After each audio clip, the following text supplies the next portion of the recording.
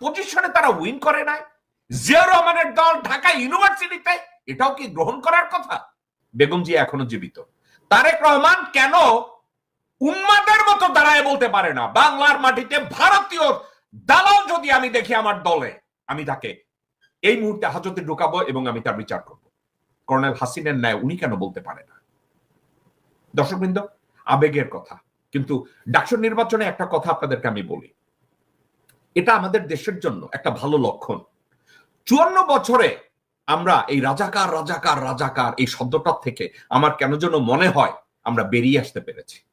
আমরা যে একটা দুঃস্বপ্নের মধ্যে ছিলাম, আমার কেন যেন মনে হয় ওটার থেকে আমরা বেরিয়ে এসেছি। জনগণ বলে রাজাকার রাজাকার বলে আর কোনো লাভ নাই। আমরা রাজাকার শব্দের অর্থ জানি। রাজাকার শব্দের অর্থ খারাপ না। অর্থাৎ কি জানেন? বলবে দুধ খাওয়ার দরকার নাই, কারণ দুধ দেখতে কেমন জানি দেখা যায়, কিন্তু দুধের গুণগান যেই মুহূর্তে মানুষ জানবে, দুধ খাবে, কারণ ওখানে ভিটামিন এ এন্ড ডি আছে। যাদের শরীরে এ এন্ড ডির দরকার, তারা দুধ কেমন দেখা যায় ওই রঙের দিকে তাকাবে না, তারা দুধ পান করবে। বাংলাদেশে রাজাকার শব্দটা যেভাবে গত 54 বছরে চেষ্টা করা হয়েছে এই শব্দটাকে ঘৃণা করার জন্য, কিন্তু আমি গর্বের সাথে বলতে চাচ্ছি দেশের জনগণ এটার অর্থ বুঝে গেছে। এটার অর্থ যখন যারা দেখে, স্বেচ্ছাসেবী অর্থাৎ ভলান্টিয়ার যারা পরিবারের জন্য কাজ করে, সমাজের জন্য কাজ করে, দেশের জন্য বিনা পয়সায় কাজ করে, তাদেরকে মানুষ স্যালুট করে, তাদেরকে মানুষ শ্রদ্ধা করে, তাদেরকে মানুষ ভালোবাসে, তাদেরকে মানুষ ঘৃণা করে না। আমি কর্নেল হাসিন এবং ডক্টর মুজিবের সাথে একমত। গত 12 মাসে বিএনপির প্রত্যেকটা ব্যর্থতা বহিঃপ্রকাশ হচ্ছে ডাকসু নির্বাচন। প্রত্যেকটা ব্যর্থতা। একজন সচেতন ছাত্র যখন ভোট কাস্ট করতে গিয়েছে, তারা গোরখোদক আব্বাসের চেহারা চিন্তা করেছে। যখন তারা ভোট কাস্ট করতে গিয়েছে, তখন বিএনপির সাউয়ার কথা তারা চিন্তা করেছে।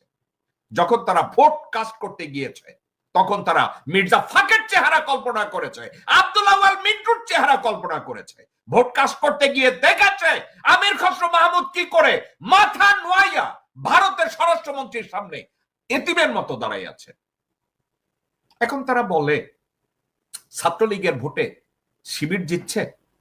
ডক্টর মুজিব একটা কথা বলছে, সূর্য সেন হল অথবা জগন্নাথ হলে যদি এখানে ছাত্র শিবিরের পক্ষে এত ভোট পড়ে, সেখানে তো দেখা গেছে অনেকগুলো অ্যাবসেন্টি ব্যালট পড়ে রয়েছে, ওখানে তো ভোট দেয় নাই। তাহলে ভোট যারা দেয় নাই তারা কারা? তারা ছাত্রলীগের। আর ভোটের যে ব্যবধান ছাত্র দলের সাথে এবং শিবিরের, আরো একটা কথা, একটা পজিশনে তারা উইন করে নাই। জিয়াউর রহমানের দল ঢাকা ইউনিভার্সিটিতে, এটাও কি গ্রহণ করার কথা? একটা কথা তারেক রহমান এবং বিএনপির নেতৃত্বকে আমি বলতে পারি, ডক্টর মুজিব এবং কর্নেল হাসিনের মতো কণ্ঠে মিলিয়ে আমি বলতে চাই, বাংলাদেশ কখনো ভারতীয় ইনফ্লুয়েন্স যারা লালন করে, বাংলাদেশিরা তাদেরকে বিশ্বাস করে না, তাদেরকে ভালোবাসে না, শ্রদ্ধাও করে না, এমনকি তাদেরকে টলারেট পর্যন্ত করতে চায় না। আমি নিজ কানে শুনেছি এক বাংলাদেশিকে বলতে, প্রয়োজনে গুয়ের মধ্যে ডুবে যাব, তবু ভারতে যাব না। এই মানসিকতা যদি বিএনপি ধারণ না করে, আজকের ঢাকা ইউনিভার্সিটিতে তাদের যেভাবে ডুবে গেছে, ভবিষ্যতের যে কোনো নির্বাচনে বিএনপি ঠিক এটাই তাদের কপালে জুটবে। বিএনপি কি আমি মনে করি সাউয়াকে ওখান থেকে সরাবে? আমি কি মনে করি মির্জা ফাককে ওখান থেকে সরাবে, আব্দুল আউয়াল মিন্টুকে সরাবে, আমির খসরু মাহমুদকে সরাবে? নাকি বিএনপি এখন পা চাটায় ব্যস্ত হয়ে আছে রবিউল আলম নয়নের স্লোগানের উপরে? নাকি তারা আব্দুল নূর তুষারের মতো এক শয়তানের দিকে তাকিয়ে আছে? নাকি তারা মাসুদ কামালের ইন্টারপ্রিটেশনের দিকে তাকিয়ে আছে? আমি বুঝি না।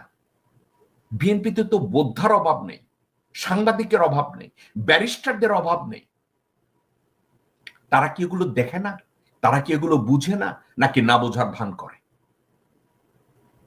আর একটা কথা আমি বলবো, গণেশ চন্দ্র রায়, দর্শকবৃন্দ কান খুলে শুনে রাখুন, এই সেই ব্যক্তি, পাটগ্রাম থানা যেদিন লুট হয়েছে, হাতিবান্ধা থানা যেদিন লুট হয়েছে, এই লোক ওই দিন লালমনিরহাটে ওই থানায় কেন ওখানে অবস্থান করছিল? ওই একই লোক ঢাকা ইউনিভার্সিটির ভিসির সামনে, নিজ টিচারের সামনে কি করে টেবিলে থাপ্পড় দেয়? আমি হাসিনার সময় বলতাম ওরে যদি কেউ জুতার বাড়ি দেয় আমি 5 লাখ দেব, আমি এই কথাটা আগে বলতাম। ওই সরকার পতনের পরে আজ পর্যন্ত বলি নাই, কিন্তু আজকের বলছি, যেই হাত দিয়ে গণেশ চন্দ্র টেবিলে থাপ্পড় দিয়েছে, এই গণেশ চন্দ্রর হাত যদি কেউ ভেঙে দেয় আমি তাকে 10 লক্ষ টাকা পুরস্কার দেব। কারণ ওই হাত বাংলাদেশের স্বার্থে ব্যবহৃত হয় না, ওই হাত ভারতের স্বার্থে ব্যবহৃত হয়। আর যেই হাত ভারতের স্বার্থে ব্যবহৃত হয় ওই হাতকে আমি ঘৃণা করি।